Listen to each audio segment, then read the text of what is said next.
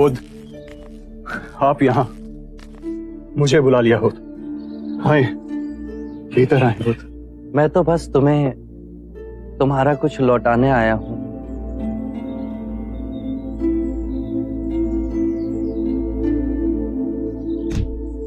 नहीं बुध, मुझे ये नहीं चाहिए। इस मुकुट की वासना ने मुझसे कितने पाप कराए, ये मेरा अंतर मन ही जानता है। मैंने कभी अपने मन की नहीं सुनी। जीवन भर मैं उसे निर्दयता से कुचलता आया हूं, किंतु आज मेरे भीतर मेरे मन ने विद्रोह कर दिया। मुझे शांति चाहिए, अन्यथा मैं पागल हो जाऊंगा बुध। शांति तुम्हारे अंतर में ही है, उसे बाहर मत खोजो। मैं क्या करूं? क्या करूं मैं? एक घायल श्वान की तरह अपने रिश्ते हुए घाव को चाटूं मैं? स्थिर हो जाओ। तुम राजा हो, यदि धर्म से राज्य करोगे तो अपने अंदर सुख और शांति का आधा साम्राज्य पाओगे और वही उपहार अपनी प्रजा को दोगे। बुध, मैं भीतर से खंडित हो रहा हूं।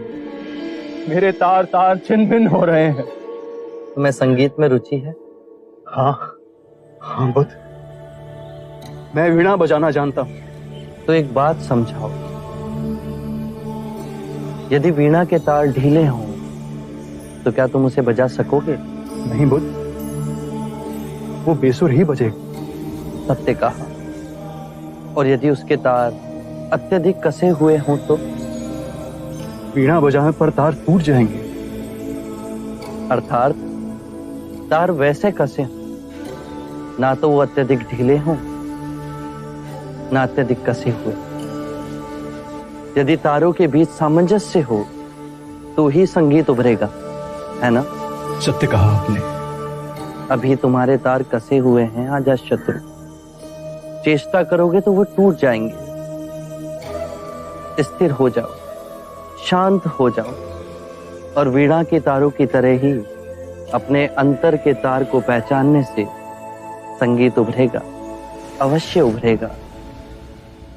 सत्य कहा आपने, किंतु मैंने बहुत पाप किए। ग्लानि की पीड़ा से मुझे छुटकारा चाहिए। यदि ग्लानि तुम्हें दबोचे हुए है तो उसके कारण बिंदु तक पहुंचो। अजातशत्रु, जब आंखें खुली तभी सवेरा हो जाता है। स्वयं को सुरीला बनाओ।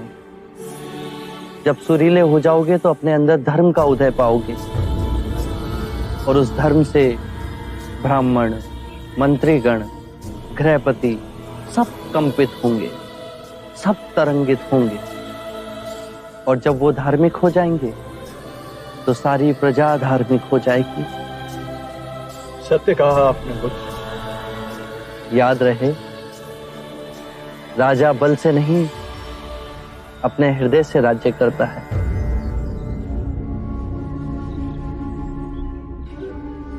मैं आपकी कही हर बात का स्मरण करूंगा बुध। मैं पापी,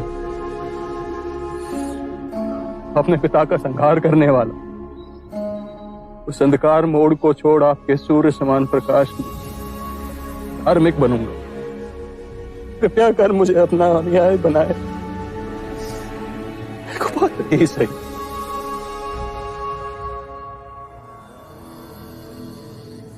कुपात्र तुम नहीं। यदि पूरे ब्रह्मांड में तुम उस व्यक्ति को खोजोगे जो तुमसे नहीं तुम्हारे प्रेम से प्रेम करता हो, तो संपूर्ण ब्रह्मांड में तुम पाओगे केवल तुम ही ऐसे व्यक्ति हो जो अपने प्रेम और क्षमा के योग्य हो। ये बात सदैव याद रखो।